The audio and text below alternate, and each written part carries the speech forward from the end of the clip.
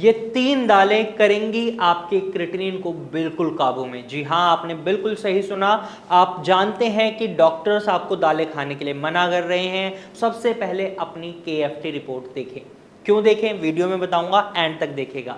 नमस्कार, आपका स्वागत है भारत होम्योपैथी के यूट्यूब चैनल पर। और आज इस वीडियो में हम बात करेंगे किडनी रोगी कौन सी दाल खा सकते हैं और वो कौन सी 3 दालें हैं जो आपके क्रिएटिनिन लेवल को काबू में ला सकती हैं। तो चलिए वीडियो शुरू करते हैं। सबसे पहले अगर आप हमारे चैनल पर नए हैं तो चैनल को सब्सक्राइब कर लीजिएगा, क्योंकि इस चैनल पर हम हर हफ्ते आपके लिए किडनी से जुड़ी बहुत सारी जानकारियां लेकर आते हैं जो आपके लिए बेनिफिशियल रहती हैं।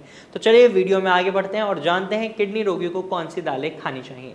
सबसे पहले मैंने वीडियो की शुरुआत में आपको बोला था कि डॉक्टर्स अगर आपको दालें खाने के लिए मना कर रहे हैं तो सबसे पहले अपनी KFT रिपोर्ट उठाएं और उसमें देखें क्या टोटल प्रोटीन।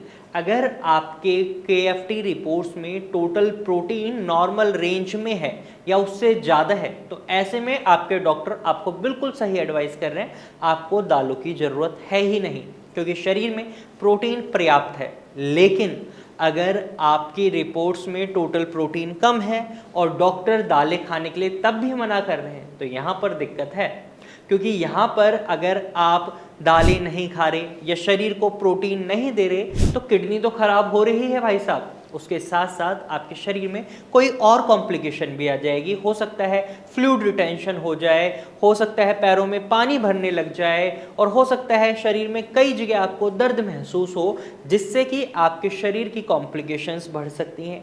तो यहाँ पर आपको इस बात को समझना होगा। अब आप कौन सी दालें ऐड ऑन कर सकते हैं? क्या सारी दालें खा सकते हैं? नहीं, बिल्कुल नहीं, क्योंकि जैसे चना की दाल होगी, उड़द की दाल होगी, ये 2 दालें ऐसी हैं जिनकी वजह से आपको कॉन्स्टिपेशन और गैस की प्रॉब्लम हो सकती है, जो आपकी दिक्कतें और बढ़ा सकती हैं। लेकिन ऐसी 3 दालें भी हैं जो आपके लिए बहुत ही वरदान की तरह साबित होती हैं। इसमें सबसे पहले आती है मूंग दाल। तो यहाँ पर आपको एक बात का खास ख्याल रखना है कि मूंग दाल को उबाल कर खाएं या फिर आप स्प्राउट्स फॉर्म में खाने का सोच रहे हैं तो बिल्कुल नहीं, किसी भी दाल को स्प्राउट फॉर्म में नहीं खाना है, क्योंकि ये इजी टू डाइजेस्ट नहीं रहेगी।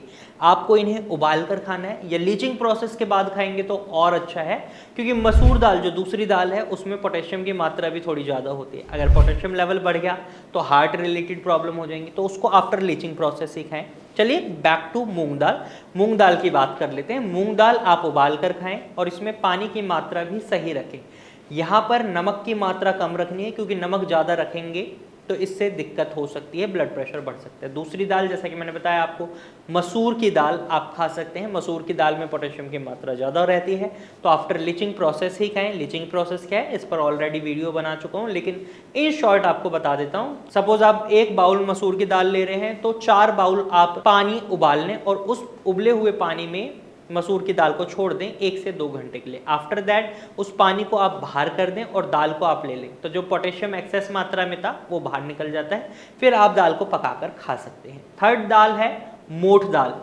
इसमें भी आपको प्रोटीन अच्छी मात्रा में मिल रहा है, साथ ही साथ इसे भी आपको उबाल कर ही खाना है, स्प्राउट फॉर्म में नहीं खाना है। तो ये तो तरीका हो गया किस तरीके से खाना है। मात्रा की बात कर लेते हैं तो 1 बाउल से ज़्यादा इनकी मात्रा नहीं रखनी है, वरना ये आपके लिए डेंजरस हो सकती हैं।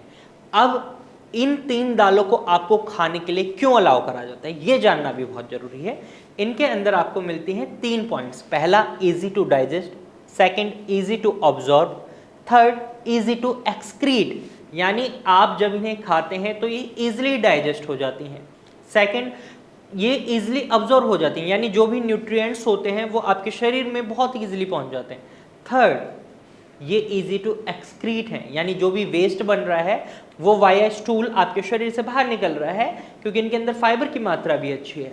लेकिन आपका क्रिएटिनिन लेवल नहीं बढ़ रहा, और ये आपके क्रिएटिनिन लेवल को कम करने का भी काम करते हैं, क्योंकि शरीर में प्रोटीन के लेवल को मेंटेन कर रही हैं, कॉम्प्लिकेशन से बचा रही हैं। तो ऐसे में ये 3 दालें आपके लिए बहुत फायदेमंद साबित हो सकती हैं। तो अगर आप भी किडनी से संबंधित किसी समस्या को फेस कर रहे हैं तो अपनी डाइट में इन्हें इंक्लूड करने से पहले डॉक्टर से सलाह जरूर लें। और अगर आप बढ़ते हुए क्रिएटिनिन लेवल से परेशान हैं और उसे कम करना चाहते हैं तो स्क्रीन पर दिए गए नंबर पर कॉल करें या फिर इसी नंबर पर अपनी KFT रिपोर्ट व्हाट्सअप करें। हमारे डॉक्टर की टीम खुद आपसे कांटेक्ट करेगी और आपको एक प्रॉपर एडवाइस देगी। तो आज की वीडियो में सिर्फ इतना ही, फिर मिलेंगे एक नई वीडियो के साथ। तब तक के लिए धन्यवाद।